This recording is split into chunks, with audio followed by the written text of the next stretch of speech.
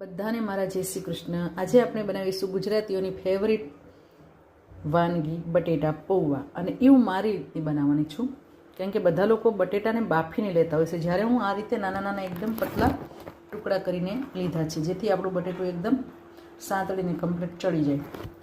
અને એક વાસણમાં આપણે આ રીતે પૌવાને 2 થી 5 મિનિટ માટે પલાળી અને પાણી નીતારી લીધું, જેથી આવા કોરા થઈ જાય સરસ મજાના।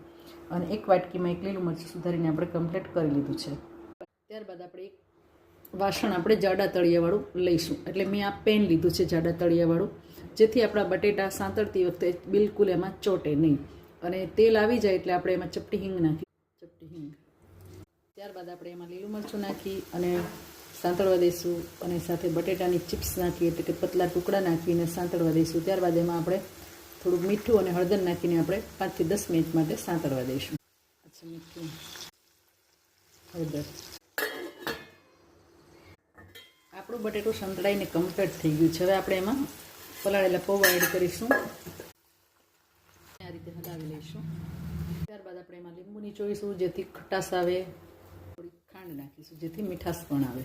ત્યારબાદ આપણે આ રીતે એને હલાવીને કમ્પ્લીટ કરી લઈશું, જેથી આપણા બટેટા પૌવા એકદમ સરસ ચડી જાય।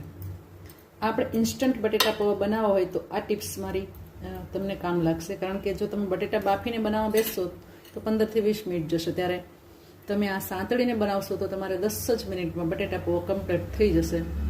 મારો વિડીયો ગમ્યો હોય તો લાઈક કરો, કમેન્ટ કરો, શેર કરો, સબસ્ક્રાઈબ કરવાનું ભૂલશો નહીં। Thank you so much.